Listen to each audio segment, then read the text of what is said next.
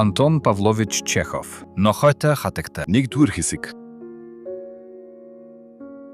Хэрхнээ. Далайн эргийн дагуух зам дээр нэг шинэ хүн гарч ирдэг болжээ. Хав нохойтой хатагтай. Ялтад 2-7 хоног амьдарч энтхийн өнгөйсөд дасаад байсан Дмитрий Дмитриевич Горовч бас шинэ хүн болгоныг сонирхон хардаг байв. Вирнек кофений гадаа хасарт сууж байхдаа тэр далайн эргээр намхан нуруутай, бүрх малгайтай, цайвар үстэй залуухан хатагтай тайван алхаж явсныг харлаа. Түүний араас цагаан хав нохой гүйж явна. Удалгүй тэр хатагтайг хотын цэцэрлэгт талбайн дэргэд өдөрт хэд хэдэн удаа таарах болжээ. Хатагтай үргэлжил ганцаараа алхдаг. Бас л тэр бүрх малгайгаа өмсөн цагаан хав нохойтойгоо хамт. Хинч түүнийг танихгүй, мэрийг нь мэдэхгүй.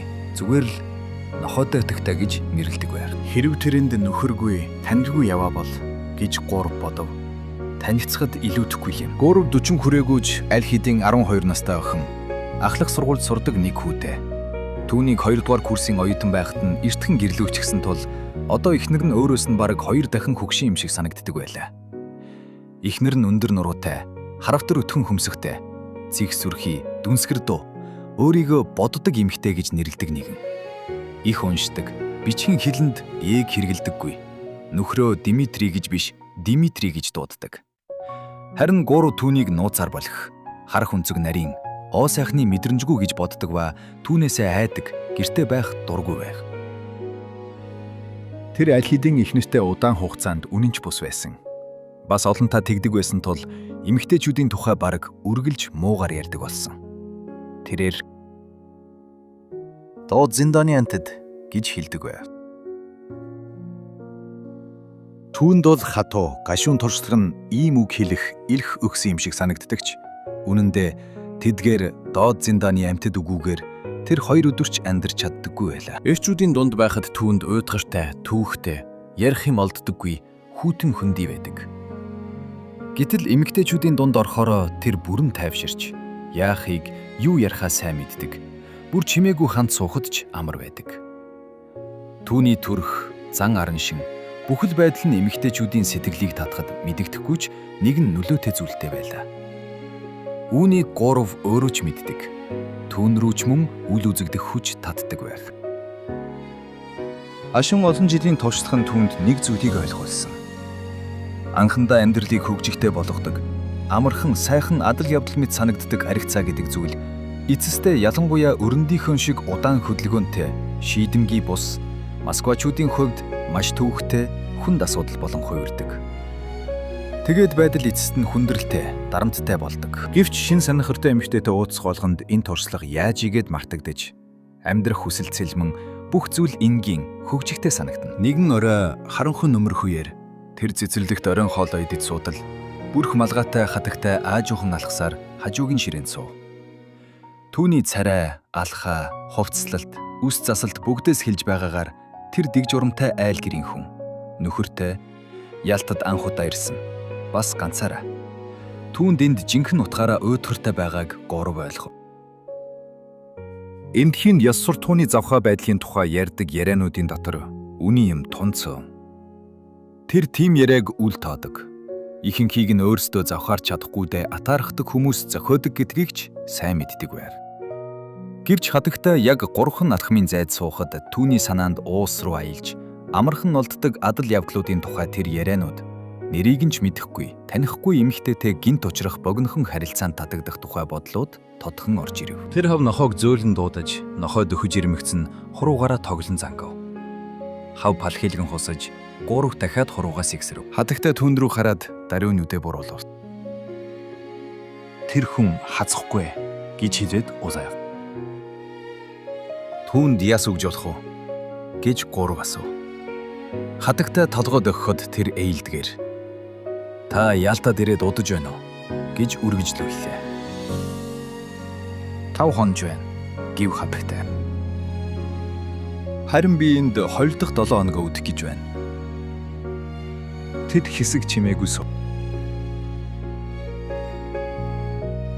Цаг хурдан өнгөрдөгч энд айхтар уйтар тайм гэж тэр түүн рүү харалгүй хэлв. "Энд уйдгартай гэдэг чинь зүгээр нэг зуршил болсон үг шүү дээ" гэж гурав хариулав. Жишээ нь Билёв эсвэл Жиздриод амьдардаг жирийн нэг хүн тэндэ байхдаа уйддаггүй. Гэтэл энд ирмэгцээл өө уйдгартай, өө тоостой гэдэг. Бүр Гренадаас ирчихсэн юм шиг аягарлна. Хатагтай инэв. Тэгээд хоёулц анх танилцсан хүмүүс шиг дуугүй хоолоо үргэлжлүүлэн идэв. Харин хоолны дараа хамтдаа зэрэгцэн алхаж хаашаач явсан хамаагүй, юу ярьсан ч хамаагүй мэт хөнгөн тоглоомтой яриа эхлэв. Ялтан дамарч буй санаа зовх зүйлгүй хүмүүсийн жирийн яриа. Тэд далай хэрхэн гайхалтай гэлдэж байгааг ярив. Ус нэл ягаан туяатай, маш дулаахан зөөл өнгөтэй. Түүн дээр сарны цэнхэр алтан зам татсан харагдана. Өдрийн халууны дараах шөнө хэрхэн бүүдлэр давчуу байгаа тухайч ярив. Гурав өөрийнхөө тухай ярьсан. Тэр Москвагийн хүн. Мэргэжлэрээ хэл шинжиллийн сургууль төгссөн ч одоо банкнд ажилладаг. Нэгэн цагт хувийн дуурийн театрт дуучин болохоор бэлтгэж байсан ч орхисон. Москвада 2 байшинтай. Харин түүнээс мэдсэн нь тэр Петербургт үссэн. Харин одоо нөхөртэйгээ С хотод амьдардаг. 2 жил болж байгаа. Ялтад 1 кап орчин байгаад нөхөн амрах гэж магадгүй араас нэрх гэж байгаа. Түүнд нөхөр нь хаана ажилддаг ч тодорхойгүй. Губернийн захиргаан дөө эсвэл губернийн Земск захиргаан дөө. Энэ нь өөрт нь хүртэл хөвжөлтэй санагдана. Мөн гурав тэр хатагтай нэрийг Анна Сергеевна гэдгийг мэдэж авлаа. Өөрийнхөө өрөөнд орсны дараа тэр Аннагийн тухай бодов. Маргааш түүнтэй дахин тааралдана. Заавал тааралдана гэж тэр бодож байлаа. Унтахаар хөвтгтээ тэр Анна саяхан л дотуур баримын охидтой адил залуу гинэн охин байсан гэдгийг санаав. Яг л түүний охин шиг. Түүний инээдэнд танихгүй хүнтэй ярихдаа гаргадаг янгансан бяцхан болох байдалд ямар ч туршлагагүй анхны удаа ганцаараа аялж яваа эмэгтэй бүхэл шинж мэдрэгдсэн билээ. Аялалд гарсан ийм залуухан эмэгтэйтэй хүмүүс ямар зоригтой, юу хүсэж ярьж байгааг ойлгохгүй байхын аргагүй. Гурав түүний нарийнхан, сулхан хүзүү, сайхан, саарл нүдийг нь мөн саналаа. Яах вэ? Яаж ч бодсон түүний дотор ямар нэг өргөдмөр юм байна гэж бодсоор тэр унтлаа. 2 дугаар хэсэг. Танилцсанаас хойш 1-7 хоног өнгөрлөө. Тэр өдөр баярын өдөр байв. Өрөөнүүд дотор бөхчим гадаа салхи шороог эргэлдүүлэн хуй салхилж хүмүүсийн малгай хүртэл салхинд хийсгэн. Бүхэл өдөржин цангаж гурав байсхийгээд асарт орж Анна Сергеевнэд ундаав эсвэл зайрмаг идэгд санал болгоно. Явахч газаргүй бөхчим өдөр байлаа. Орой салхи жаахан амжихад тэд бомтод очиж уурын хөлөг ирэхийг үзэхээр явлаа. Тэнд завны зогсоолд олон хүн цугласан. Хин нэгнийг тосох гэж баглаа цэцэг барьсан хүмүүс зонхилно. Яртын гоёмсог олны дунд 2 зүйл маш тод харагдав. Ахмаг насны хатагтай нар залуухан хурцлсан. Бас генерал Цолтон их олон. Далан давлгааны улмаас уурын хөлөг оройтож ирэв. Нар жаргасны дараа бомтод тулж ирэхийн өмнө их удаан эрвэлтэн зогсов. Анна Сергеевна шилээ гарган хөлөг онгоц зорчигчдыг ажиглан таних хүн хайж буймэд харагдана. Гурав руу хандахдаа нүдэн гялалзаж асуух асуултууд нь тасархай. Мөн асуусан зүйлээ даруй мартчихна. Эцэст нь хүмүүсийн дунд гар шилээ алдаж үзв. Олны шүүгэн тарж хүмүүсийн царайч харагдахаа болж салхи бүр намжив. Харин гурав Анна Сергеевна 2 тэнд хүлээж зогсно. Магадгүй уурын хөлгөөс дахиад хүн буух болов гэж. Анна Сергеевна юу ч хэлэхгүй. Гурав руу харалгүй цэцгээ өндөрлөж байр. Оройдоо цагаагаар арай гайгүй боллоо гэж гурав хэлв. Одоо бид хаашаа явах вэ? Хаашаа нэг газар явах уу? Тэр юу ч хийсэнгүй. Гурав түн рүү удаан хараад гинт тэрч уруул дээр нүнслээ. Дэрэгдэн цэцгийн үнэр чиг гинт дундархад тэр даруй эргэн тойрноо болгоончтой харж хин нэгэн харсан болов гэж түгшив. Танах руу явъя гэж тэр аяархан хэлв. Тэгээд хоёул хурдтай алхав. Түүний өрөөнд бөгчим Япон дэдгүүрээс авсан умертны үнэр сэнгэнэн. Гурав түн рүү харан бодов. Амьдралд ямар ч учрал тохиолдохгүй вэ? Тэр өнгөрсөн амьдралаа саналаа. Хайр дурлалаас болж хөгжихтэй, баяртай явдаг. Богинохон ч гэсэн жаргал өгсөндөө талахдаг, сайн санаатай, дүлгөө эмэгтэйчүүд. Бас эхнэр шиг нь хиймэл зан даргадаг, хитрхи их ярьдаг, хийсвэр маягтай, улайрамтгай сэтгэлгүй эмэгтэйчүүд. Бас маш үзэгсхэнтэй ч хүйтэн хатуу, амьдралаас боломжтой бүхнийг авчих гэсэн хүчтэй хүсэл шургалсан царай гаргадаг. Нас тогтсон, зүрүүд, эрх мэдлийн төлөө тэмүүлсэн хүйтэн эмэгтэйчүүд. Ийм хүмүүс дур татвал удалгүй дургуун хүрч эцэстээ тэдний дотоодын хоосон гоо үзэгсэлэнг үзий ядна. Тэдний торгон дотор хувцсан хүртэл загсны хайрс шиг санагдана. Харин Анна Сергеевнад бүх зүйл өөр. Түүнд залуухны хөөр, бяцхан болох байдал, цэвэрхэн ичимтгий зан мэдрэгдэнэ. Юм бүхэн нь нэг л энзэг, нэг л сандарсан. Яг л хаалар зохиж гинт хүн орж ирсэн мэт. Харамсалтай нь Анна Сергеевна альва зүйлд шашнаас гарах шиг ноцтой хандна. Өөрийн уналт мэд хүлээн авч байгаа нь хажиргалтай. Магадгүй хитрхи дэндүүч байлаа. Түүний царайд оройтож, үс нь хоёр талаар гүнхтэй унжиж, урт удаан бодолд дарагджээ. Яг л хуучны зураг дээрх гим нүгэлтэй эмэгтэй шиг муу юм боллоо гэж тэр хэлв. Та одоо намайг хүндлэхэ байсан. Өрөөнд ширээн дээр таруусан. 3-1 хэрчим авч аажуухан идэж суув. Хагас цаг чимээгүй өнгөрөв. Анна Сергеевна үнэхээр инхри, гинэн, цэв сэтгэлтэй эмэгтэй байлаа. Гэхдээ нүүрэнд нь тайван бус, завнил тод. Ганцхан лаал дүлгөн асаж, бүдэрхэн гэрэлт түүний гүнхтэй царай л харагдана. Би чамайг яагаад хүндлэхэ болно бич гэж гурав хэлв. Чи өөрөө юу ярьж байгаагаа мэдэхгүй байна. Бурхан намайг өршөөг гэж тэр нүдэндээ нулимстай шивнэв. Аимшигтай хэрэг. Чи бол юуны өмнө өөрийгөө зэмлээд байна шүү дээ. Яаж би тайлбарлах вэ? Би муухай, доод, дорой эмэгтэй. Би өөрийгөө жигшдэг, өөрийгөө хуурсан, нөхрөөч биш, өөрөөсөө урвсан. Бас өнөөдөр биш, аль эрт урвсан. Миний нөхөр магадгүй сайн, үнэн ч хүн байж болно. Гэхдээ тэр бол загц. Тэр хаана ажилдгийг би ч мэдэхгүй. Гүбэрний захиргаан дуу, эсвэл Земскийн удирдах газар дуу. Би зөвхөн тэр зарц гэдгийг л мэднэ. 20 настайдаа сониуч зан хөдлөөд өөр амьдрал байж л таараа гэж өөртөө хэлж, илүү сайхан амьдралыг хүссэндээ л гэрэлсэн. Амьдрахыг, жаргалтай амьдрахыг хүссэн. Сониуч зам минь зовоож би өөрийгөө хинч тогтоож чадхааргүй болгочихсон. Тэгээд нөхөртөө өвдлөө гэж хэлж энд ирсэн. Энд ирээд ч ухаан баларцсан мэт алхаж, галзуурсан мэт. Ингээд би хинт ч доромжлуулж болох үз явдалтай. Дими, ёс суртахуунгүй эмэгтэй борчихлоо. Түүний ийм энгийн, уярсан, гинэн хандлага гуравт ой төртэй, бүр жаахан дургүй хөрмөр санагдав. Гинт гарсан энэхүү гимшил нь түүний нүдэнд хэд сэтгэл хөдлөлттэй санагдсан. Би ойлгохгүй байна гэж гурав аяархан хэлв. Одоо чи юу хүсэж байна? Тэр толгоогоо гурвын цээжинд чимээгүйхэн наав.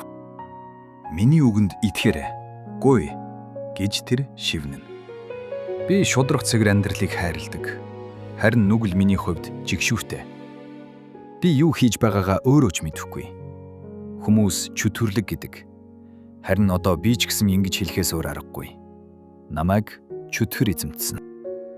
Болё гэж гурав намуухан хэлв. Тэр Аннагийн айсан хөдөлгөөнгүй нүд рүү харж, үнсэж, зөөлнөр ярьж, аажмаар Анна тайвширч, инээмсэглэлд эргэн ирэв.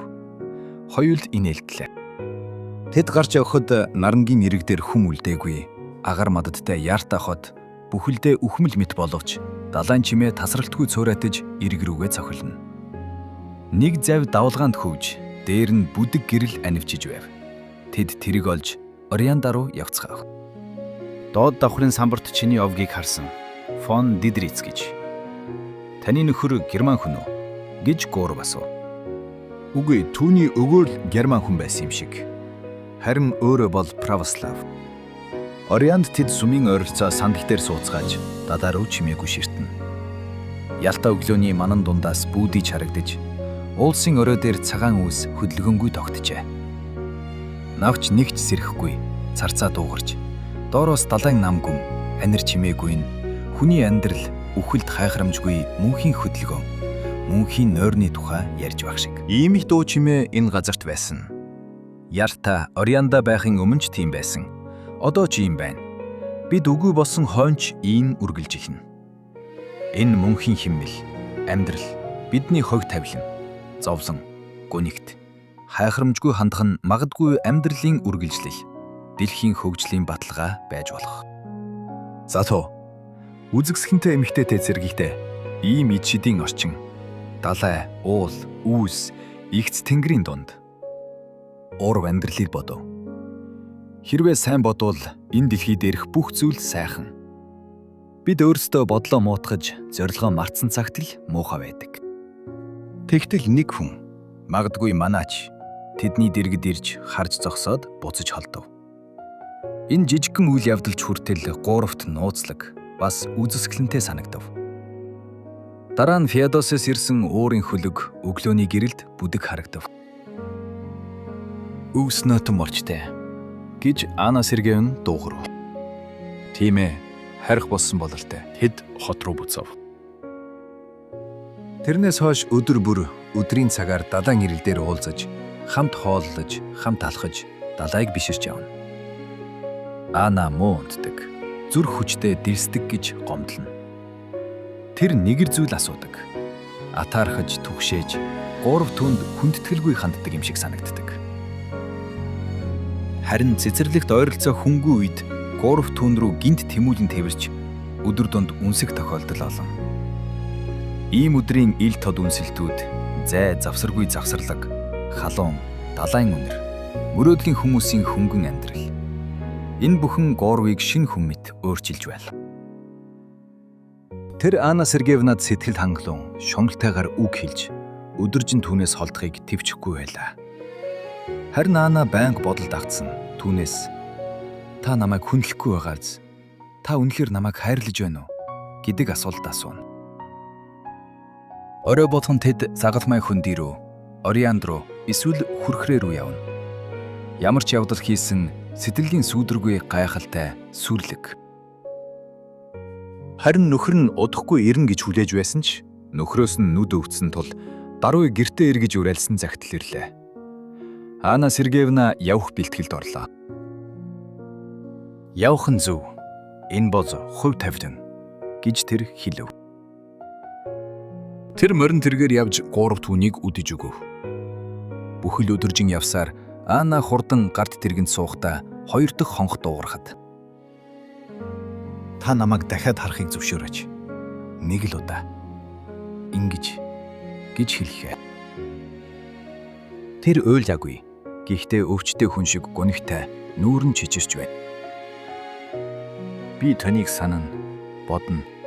Бурхан тантай хамт байг. Баяртай. Харин бид үүд салж байна. Ингэхэн зөв. Учрах ясгүй хүмүүс байсан. Тайван байгаарай." Галт тэрэг хордон хөдөө. Гэрэл нь удалгүй харанхуйд бүдвэрэн. Чимээнч хитгэн хормын дараа алга боллоо. Яг л бүх зүйл зориуд юм эт. Энэ харанхуй, энэ галзууралтыг аль болох хурдан дуусгах гэж. Гүрв ганцаараа зогсож харанхуйд ширтэн царцааны дуу, шугамын утасны жигдгүүхийг сонсно. Саяхан зүүднээс сэрсэн мэт сэтгэлдэл төрнө. Түүний амьдралд бас нэгэн адар явдал болж өнгөрлөө. Одоо бүх зүйл дуусч зөвхөн дурсамжил үлджээ. Тэр догдолж, гуниглаж, хөнгөн харамсна. Энэ залуу эмэгтэй түүнтэй аз жаргалтай байж чадсангүй. Тэр Аннад ээлдэг, зөөлөн хандсан ч дотор нь хаа нэгтээ үл ялэг шоглох хөнгө, ахмад хүний бардам зан нуугдж байсныг өөрөө ойлгов. Анна түүнийг сайн, онцгой, дээд хүн гэж бодсон. Тэгэхээр гурав өөрөө ч мэдлгүй түүнийг хуурч явжээ. Явж байх зур өртөөнд намрын үнэр сингэнэж. Орой сэрүүхэн болсон. Би ч гэсэн хойд руу буцах ёстой. Боллоо гэж гурав бодлоо. 3 дугаар хэсэг. Москвагийн гэрүүд аль хэдийн өвлийн байдалтай орж, пишингээ галлаж, өглөө ёор бүр хүүхдүүд сургуультаа явж, цай уух хүртэл харанхуй байдаг тул асрагч богинохон хугацаанд галаасаадаг байлаа.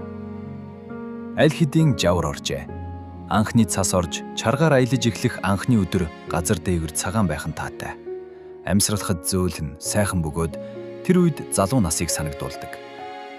Хуучин улаас хус модод хэрүүнд цайрчигсан ямар нэгэн ээлдэг дотн төрхтэй харагдана.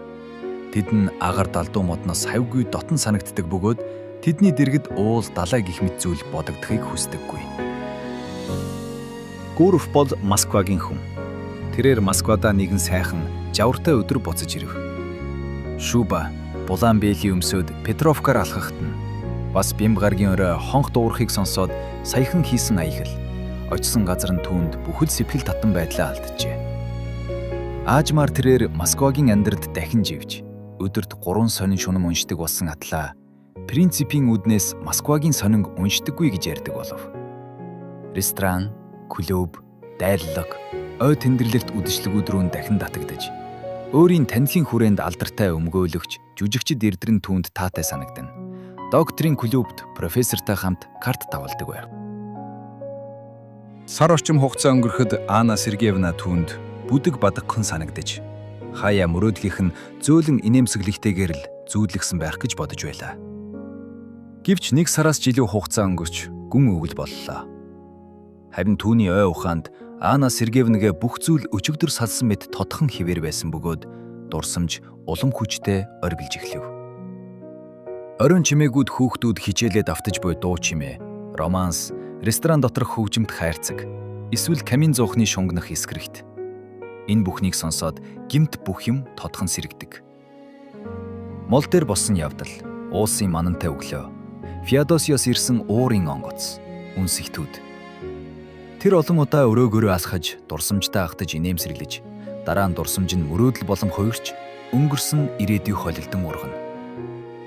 Анна Сергеевна түүний зүүдэнд ордоггүй. Харин өдөр бүр сүүдэр мэт дагаж, хаа сайгүй түүн рүү ширтэж байдаг. Нүдэ анхад л амьд мэт харагдаж, өмнөхөөсөө ч илүү үзэсгэлэнтэй, залуу, инхли мэт санагдана. Өөрөө ч яртад байсан үеэсээ илүү сайн хүн мэт санагдана. Оройн цагт тэр номын шүүгээ, камин зуух, булангаас ч түүний харцыг мэдэрч, түүний амьсгаа дайшинцны намуухан шарж ирнэ сонсогдно. Гудамжинд тэр бүсгүүчүүдийг харж, антай адилхан хэн нэгнийг хайна. Түүнд дурсамжаа хэн нэгэнд хэлэх хүчтэй хүсэл төрнө. Гэвч гэртээ хайр дурлалын тухай ярих боломжгүй. Гэрээс гадуурч хинт ч хэлэх боломжгүй. Хөлсний суугчдтай ч биш, банкнд ч биш. Юу ярилцах юм бэ? Тэр үед хайрлаж байсан гэж юу? Анна Сергеевнатай харилцаанд нь сайхан, шүлэг шиг, сургамжтай зүйл байсан гэж юу? Тэгээд л хайр дурлал, эмэгтэйчүүдийн талаар бүдэг бадаг ярьдаг боловч хинч жинхэнэ учрыг нь ойлгосонгүй. Зөвхөн ихнэр нь л хөмсгөх хөдөлгөн. Чи Дмитрий, донж маяг хөөсөн хүн болж тоглох огт зохихгүй гэдэг байр. Нэгэн шин докторийн клубээс түнштэйгээ гарч яваад тэр тэсэлгүй хэл. Хэрвээ та яртад ямар гайхалтай хатагтайтай танилцсныг минь мэдсэн бол. Түншин тэргээрээ яваад удалгүй эргэн харан дууд. Дмитрий Дмитриевич. Юу вэ? Та сая хийсэндээ үнэн байжээ. Яг үнэндээ Осетр загас ханхлуулж байсан. Энэ энгийн үгнүүд яагаад ч юм гурвыг гинт зэвүүцүүлж түүнийг дордруулсан бохир санагдав. Ямар бүдүүлэг ёс суртахуун, ямар царай зүс, ямар утгагүй шүнүүд, ямар сонирхолгүй тэмдэглүүшгүй өдрүүд. Галзуу картны тоглоом, хоолнд шунах, архитарт, мигэн хэвийн яриа. Утга учиргүй ажлууд, хэрэггүй яриа. Түүнд хамгийн чухал цаг хугацааг нь сорж, эцэстээ хөөрхийлэгтэй амьдрал. Ямар ч далавчгүй нэгэн бяцхан чухал бус зүйлс л үлдэнэ. Яг л галзуугийн имлэгт эсвэл хоригдлын ангид суугаа мэт. Уурав тэр шин унтсангүй, цухалдаж байлаа. Маргааш нь ч толгой өгдөөд өдөржин хэвтэв. Дараагийн шөнүүдэд ч унтаж чадсангүй. Шүнжээ явж бодол дарагдана. Хүүхдүүд залхмаар, банк залхмаар, хаашаач явах, хинтээ ч ярих хүсэлгүй. 12 дугаар сарын баяр болж байх үед тэр аялах хэрэгтэй гэж шийдээд их нэртэй Петербург руу нэг залуугийн төлөө явж түүнд сайхан хүмүүсийг олоход туслана гэж хэлээд Сой хот руу яв. Яах гэж өөрөө ч сайн мэдэхгүй. Анна Сергеевнатай уулзаж ярилцаж, хэрэг боломжтой бол болзоо зохион байгуулахыг хүсэж. Тэр өглөө эрт эсэд ирээд хамгийн сайн өрөөг буудалд ав. Шалан сард цэргийн зөөлөг бүрээстэй ширээн дээр тоостой бихний сав, морьтой хүнтэй жижиг хөшөө байр. Харин толгой нь хугарсан, хиймэж морь унсан хүн малгайгаа өргөсөн байдагтай. Хаалгач түүнд хэрэгтэй мэдээллийг өглөө. Фон Дидриц, Старо Ганчарная гудамжинд өөрийн байранд амьдардаг. Удалгүй буудлын ойрогцоо, баян, өөрийн морьттой, хот даяар танина. Хаалгач Дридриц хэмээн буруу дуудана. Гурав Старо Ганчарная руу аажуухан алхаж байшинг нь оллоо. Байшингийн яг эсрэг тард урт, саарл хашаа хадааснуудаар дүүрэн харагдав. Ийм хашаанаас хүн зүхтмаар л байх юм гэж гурав бодож цонх хашааг ээлжлэн харна. Өнөөдөр бол амралтын өдөр. Химээс нөхөн гэртээ байгаа биз? Шууд орж түүнийг сандрагах нь зохисгүй. Хэрв тэмдэглээд ирлээвэл нөхрийн гарт орж бүх зүйл нь орно. Тэгээд тохиолдолд л найдгаар болов. Тэр хашааны ойрогцоо хэсүүчлэн явж боломж хүлээн. Нэгэн гуйлагчин хаалгаар орж ноход түүнийг дайрахыг харлаа. Дараа нь цагийн дараа төгөлдөр хуур тоглож буй чимээ сулхан сонсогдов. Магадгүй Ана тоглож байсан байж мэднэ. Гинт үүдний хаалга онгож нэгэн хөгшин эмгэн гарч араас нь танил жижиг хав нохойг гүйнэ. 3 нохойг дуудахыг хүссэн ч зүрхэн дэлсэж нохой нэр санаанд нь орсонгүй. Тэр алхаж саарл хашааг улам ихээр үзэн ядаж бүр Ана түүнээс аль хэдийн уйдаж өөр хүнтэй зугаацаж буйч байж магадгүй. Энэ нь залуу бүсгийн хувьд хэвийн л зүйлж бодон уурсав. Тэр өрөөндөө буцаж ирээд юу хийхээ мэдэхгүй буудан дээр удаан суулаа. Дараа нь хооллож тэгээд удаан унтжээ. Ямар тэнэг, ямар төвхтэй юм бэ? Юуны төлөө ингэж унтчихв? Шүн юу хийх гэж харанхуй цонх руу харж бодно. Тэр буудлын муудсан саарл бүтээлэгтэй орон дээр сууж өөрийгөө шоолно. За эн чин чиний нохойтой хатагтай. Эн чин чиний адал явдал. За ингэж л суудаа гэж бодно. Өглөө вогцаард маш том үсгээр гейша анх удаа тоглогдно гэсэн зар харагдсан нь санаанд нь орж театр руу явхаар боллоо. Болзошгүй. Тэр анхны тоглолтод ордог гэж магадгүй гэж бодов. Театр дүүрэн байв. Губерний театр бүрд байдаг тэрд гэрлийн орчим дэх утаанцар, үзмрийн танхимын шуугаан, ихтгэхээс өмнө урд игнэн зогсцоох орон нутгийн гангчуул. Захирагчин охин өдөн туузаар гоёж артан танхимын ложинд суусан. Харин захирагч өөрөө хөшигний ард даруухан нуугдаж зөвхөн гар нь харагдах нь оркестрийн удаан тааруулалт. Үзэгчд сууж байх зуур Горов харцааг үлгэн хайсаар байлаа. Тэгтэл Анна Сергеевна орж ирэв. Тэр 3 дугаар игнэн суув. Оров түнд рүү хараад зүрхэн шахагдан сая л ойлгов. Дэлхий дээр түүнээс илүү ойр, илүү үнэтэй, илүү чухал хүн байхгүй. Энэ жирийн жижигхэн нэмэгтэй. Аймгийн олонний дунд төөрсөн мэт.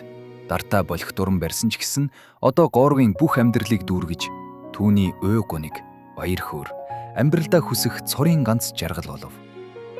Чанаргүй хонх бүхий аймгийн оркестрийн хөгжим дунд тэрээр Анна ямар үзэсгэлэнтэйг бодож мөрөөдлөө. Тэр амтай хамт орж ирсэн жижигхэн хуудан сахалтай өндөр ялгүй бөхтөр нэгэн залууг ажиглав. Явах болгондоо толгой дохиж ёсолж буй мэт. Энэ хүн бол одоогийн төржин туман.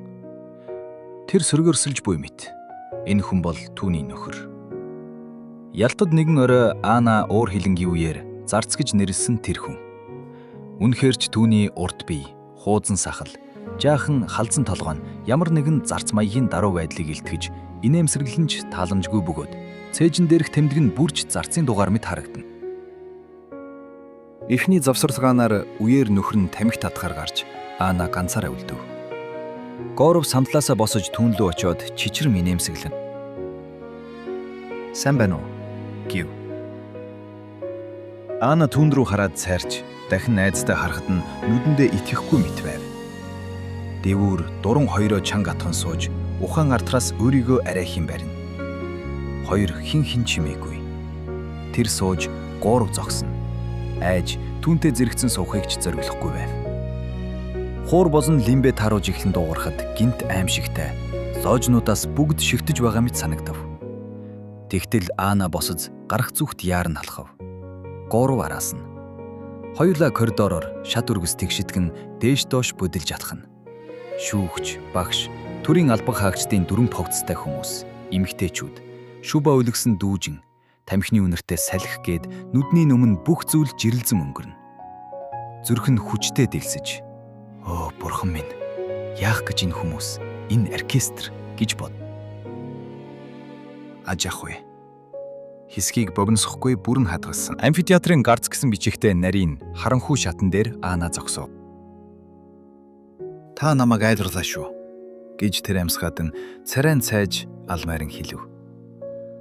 "Оо, яаж та намайг айлрлаа? Би бараг ухаан алдах шахлаа. Яах гэж та ирсэн юм бэ? Яах гэж?" "Гэхдээ ойлгооч, Ана, ойлгооч. гэж тэр намуухан яаран хэлв. Би гуйж байна. Ойлгоорой. Ана түүнийг айдас, гуйлт, хайртай харцаар ширтэж, нүүр царайг нь аль болохоор хадраж үлдэх мэд ширтэн харав. Би маш их зовж байна гэж тэр үргэлжлүүлв. Би үргэж таны тухай бодсон. Таны бодлоор амьдарсан. Би мартахыг хүссэн, хичээсэн. Гэхдээ яагаад та ирсэн юм бэ? Шатан дээр хоёр сурагч тамхи татан доош харах боловч Горовын хувьд хинч хамаагүй. Тэр Анна Сергеевныг тэврэн, нүүр, хазар, гарыг нь өнсөв. Та юу хийж байна гэж түүнийг түлхэн сандарсан Анна хэлнэ. Бид гар зурчээ. Та өнөөдөр л яваарай. Одоо л яв. Ууя, тангараглая. Хүн ирж байна. Доороос хэн нэгэн өсөж ирэх чимээ. Та заавал явах ёстой гэж Анна шивнэн. Сонсч байна уу, Дмитрий Дмитрич? Би Москвад очино. Би хизээч аз жаргалтай байгаагүй. Одоо ч зовж байна. Дахиж хизээч аз жаргалтай болохгүй. Намайг битгий их завах оч. Би тангарлая. Москвад очино. Харин одоо бид сарцгаая. Хайрт минь, хонгор минь, үнэт эрдэн минь, сарцгаая. Тэр түүний гарыг атгаад доош бууж байн иргэн харж буув. Түүний нүднээс үннээр аз жаргалгүй байгааг нь харах боломжтой байлаа. Горов хэсэг зогсож, чимээг сонсоод бүгд намжихад өөрийн шубаг олж театрээс гарлаа. 4-р хэсэг. Анна Сергеевна Москва руу ирэх боллоо. 2-3 сар тутам ЭСК-с явж нөхөртөө эмэгтэйчүүдийн өвчний асуудлаар профессор зөвлөлгөхөөр явна гэж хэлнэ. Нөхөр нь итгэгч, итгэхгүй ч байлаа. Москвад ирэнгүүтээ Славянский базар буудалд бууж, улаан мазраатай хүнээр Гуров руу дуудлага явуулна. Урв очдөг хинч мэддэггүй. Нэгэн өвхийн өвхөө Гуров түүн рүү ингэж алхаж явлаа. Хил хүргэгч өмнөх өдөр ирсэн ч олдоогүй. Түүнтэй охин нь хамт сургууль руугаа явах гэж байв. Их цас бударч байлаа. Одоо 3 градус дулаарсан. Гэхдээ цас орж байна гэж тэр хэлв. Энэ дулаан газар дээр л болохоос дээд давхаргын температур өөр байдаг гэж охин нь хэлв. Аава, өвл ягаад аянг байдаггүй юм? Тэр охинд тайлбарлаж өгөв. Ярьсаар тэр болзоо руугаа явж байгаа хинч үүнийг мэдэхгүй. Магадгүй хизээч мэдэхгүй гэж бодно. Тэр хоёр амьдралтай. Нэг нь ий, бусдыг мэддэг. Худал үнэн нь холигдсон. Нөгөө нь нууц. Түүнд чухал. Тэр банк үнэнч байдаг. Түүний жинхэнэ амьдрал нууц хിവэр. Харин банк, клуб, гэр бүлтэйгээ очдог баяр бүгд бол зохиомол. Тэр өөрийнхтэй адил. Бусдын амьдрал ч нууцтай. Жинхэнэ амьдрал нь далд байдаг гэж ойлгоно. Охиноо сургууль руу оруулчихад Гуров Славянский базар руу очлоо. Шуба тайлж, дээш гарч хаалгыг тогшино. Түүний дуртай саар даашинцтай, замын аяллаас ядарсан, түүнд өчигдрөөс хойш хүлээж байсан Анна Сергеевна цонх руу харна бүүтрэл зогсно. Гуров ороход түүнийг тэврэн авч үнсгэд яг 2 жил уулзаагүй мэт санагдана. За тэнд юу орж байна? гэж тэр асуув. Хүлээ, одоо хэлье. Чадахгүй байна гэж Анна хэлээд уйлж эхлэв. Өөрөө цай авчруулад тэр уйлж буй Аннаг тайвшруулахыг хичээнэ. Тэдний амьдрал өнөө мэд гунигтай, нууцлаг байдлаар үргэлжлэхээс өөр аргагүй мэт. Энэ хайр удаан үргэлж ихнэ. Төгсгөл хараахан ойр биш. Анна илүү дотн болж түүнийг бурхан мэд хайрладаг.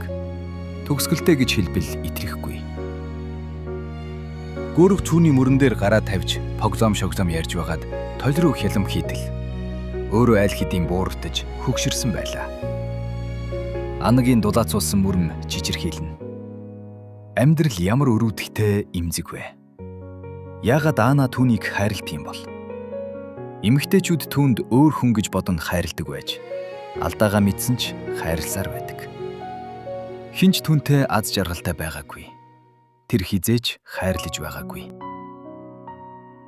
Зөвхөн одоо үс нь бууртаж эхэлсэн энэ цаг үед Тэр анх удаа жинхэнэ хайрлаж байна. Анна Сергеевна, Гурав хоёр бие бие гэр бүлийнхэн шиг, ойрынхан хүн шиг, нандин найз шиг хайрхна. Хувь тавилан тэднийг хооронд нь зориулсан мэт. Яагаад тэр гэрэлсэн? Яагаад Анна нөхөртөг ойлгоход бэрх? Яг л хоёр шувууг тус тусад нь торнд хийсэн мэт. Тэд өнгөрснөө уучлж, одоогийн бүхнийг уучлан, энэ хайр тэднийг өөрчилсөн гэдгийг мэдэрнэ.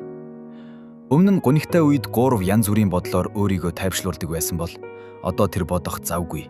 Зүгээр л өрөвдөж, инхрийлж, үнэнч баймаар санагдана.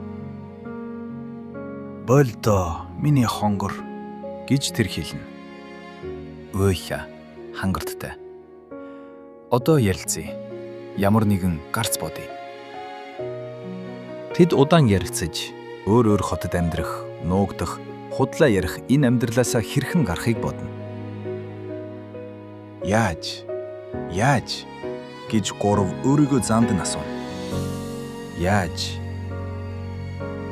Тэгээд яг л шийдэж ойрхон байгаа мэт санагдаж, шинэ сайхан амьдрал ирэх гэж буй мэт. Гэвч тэр хоёрт нь тодорхой байлаа. Төгсгөл нь хол байна. Хамгийн хэцүү зүйлүүд одоо л эхэлж байна.